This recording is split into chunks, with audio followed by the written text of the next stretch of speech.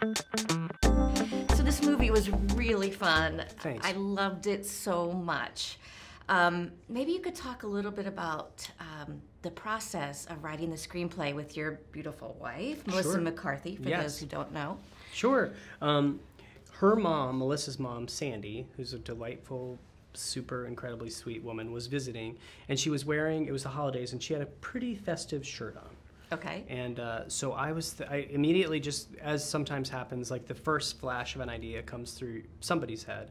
And the flash that came through my head is like, what if Sandy in her 40s went back to school with Melissa in her 20s? And then I go, ooh, Melissa could play that, the mom part. So I told Melissa, and she got excited about it. And because she loves the theme. A recurring theme in our work together is it's never too late to start over.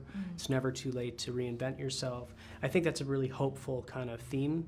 And she loves it. So we started talking about that, and I think I started just beating it out in terms of, I really do outlines and try to figure out where stuff is going to go.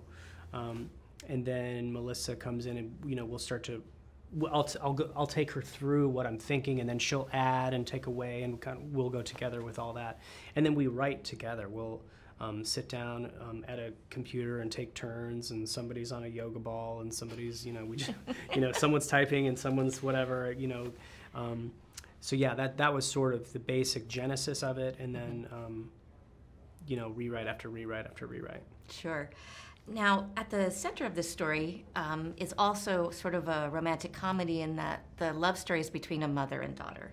Right. Yeah, exactly. We thought, a theme that I also love is family, and families that, in darker stuff they come apart, and hopefully in lighter. We wanted to make a really sweet movie where a family comes together, but maybe in a different way. So a divorce, while it's a bad thing at first for Deanna's character, it causes her to maybe stop mothering her daughter quite so much, though she'll never stop being her mom. So we just thought that was a really interesting dynamic to see, not the daughter with eye rolls like, Mom, I can't stand you, and then at the end I like you, but we wanted to show sort of that hopefully slightly more sophisticated dynamic of, here's a daughter, she doesn't necessarily love what's going on, but she also maybe is kind of interested in some of the changes her mom is going through.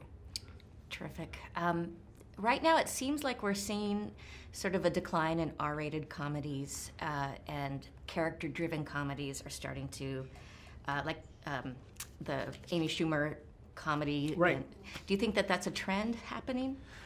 That's an interesting thought. Our movie's definitely PG-13. Part of that is because Melissa is not raunchy in real life, and somehow our first comedies just had R-rated elements in them. But this was a sweet story. It never needed to be rated R at all. We did not need to show anyone's genitals or anything. And it's just not our style of comedy anyway. We were always rated R for language. So I think it really could be a trend, because movie going is, a lot of people want to take their kids or take their parents, and, but I think if somebody makes an R-rated comedy that's funny enough, it's going to be a humongous hit, and then there'll be a bunch more of them again. So everything just goes in those cycles, but I think we are in sort of probably a more family-friendly cycle. Okay. That's good to know. You studied at the Groundlings. I did. And so you studied acting and improv. How did that prepare you to be a screenwriter? Well, there's a lot of ways. I mean, I had to write sketch after sketch after sketch with a beginning, middle, and end.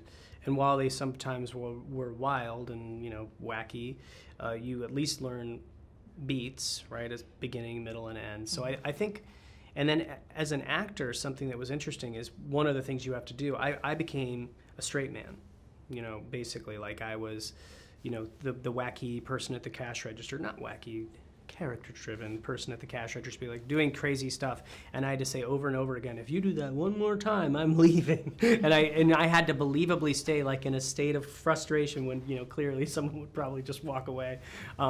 So I think as an actor, that taught me for my writing to try to keep, while sketches are great because they're just that, they're a 3 to 5 minute piece. in your actual writing, sometimes I do remember being the straight man in the role where the crazy character's doing something, and I'm like, well, let's not make anyone in our movie do that. Got it. So I try to keep things as funny and as spontaneous as what we learned, yet ground them enough that everyone can act them believably, and you feel like everyone has a reason for being where they're being. When you started writing screenplays, was there anything you didn't know that you had to learn? Oh, tons. Oh, okay. Tons. Yeah, I mean, I didn't know structure. I didn't know the acts. I mean, I was going from sketches, and I wrote scripts without knowing the structure at all. And I really do, and I do think that cutting or editing my first movie, Tammy, taught me a whole lot about structure, because it was there, for sure.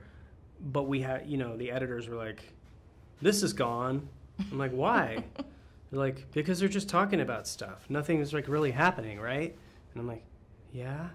Like, "Yeah, so you don't, well, that doesn't, the story's not moving forward, so who cares? That's going." And I'm like, "Oh." So then when you've gone through that process of seeing that happen, I now really try to stay on top of, is this moving the story forward? Is this moving the character forward? Is this, leading us to our kind of conclusion?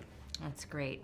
What advice do you have to anybody who's going to sit down and write a comedy in 2018? My advice is to write it. I think a lot of people really like to talk it through, really like to, I'm gonna do it. I really want to. I've got this idea, and I think the proof is in the pudding, because you aren't going to learn anything about what it is you're doing until you have it written. And I'm not saying everything I write is any good at all, because I have to write it and then objectively look at it and have people close to me look at it and say, is this anything? And sometimes it's good, and sometimes it's less so, or there's a nugget in there. But until you write it, you don't know anything. I'm not a big fan of theorizing and wondering. I'm a big fan of getting out, making a script. Here's the script. Is it good or is it bad? And now we have something to look at.